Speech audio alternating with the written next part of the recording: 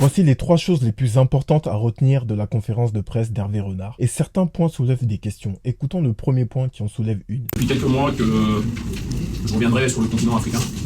Donc Hervé Renard voulait déjà revenir entraîner sur le continent africain. Mais il ne savait pas où, ce qui veut dire que son premier choix n'était pas la Côte d'Ivoire. Qu'il ne voulait pas nécessairement entraîner la Côte d'Ivoire. Certes, il y avait Faye en place, mais rien ne t'empêchait de dire que depuis longtemps, discrètement à l'intérieur, tu voulais revenir en Côte d'Ivoire. Bref, écoutons le deuxième point maintenant qui m'a beaucoup plu dans sa réponse. Parce que quand la Côte d'Ivoire vous contacte, je vais te dire en toute honnêteté, il n'y a pas beaucoup à réfléchir.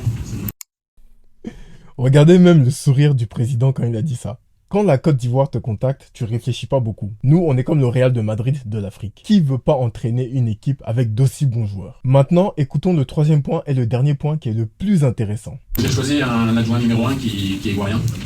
Et cet adjoint dont il parle, c'est Siramana Dembélé, bras droit historique de Sergio Conceição à Porto, au Milan AC et au Sporting Portugal, donc des clubs de Ligue des Champions. Et je suis plutôt hypé par ce choix parce que ce gars-là est réputé pour sa rigueur tactique et les structures défensives qu'il crée dans les équipes où il est passé. Et on sait que la rigueur défensive, c'est ce qui nous a fait mal à la Coupe du Monde. Et apparemment, c'est un bon manager qui sait gérer les vestiaires de haut niveau. Et ça ne sera pas le seul Ivoirien parce que Aruna Dendane sera le team manager de la sélection. Si vous voulez que je vous fasse une vidéo plus approfondie sur le staff, faites-moi signe en commentaire. Bref, j'ai hâte de voir tout ça le 23 septembre pour son premier match contre le Ghana. Allez, tout est possible.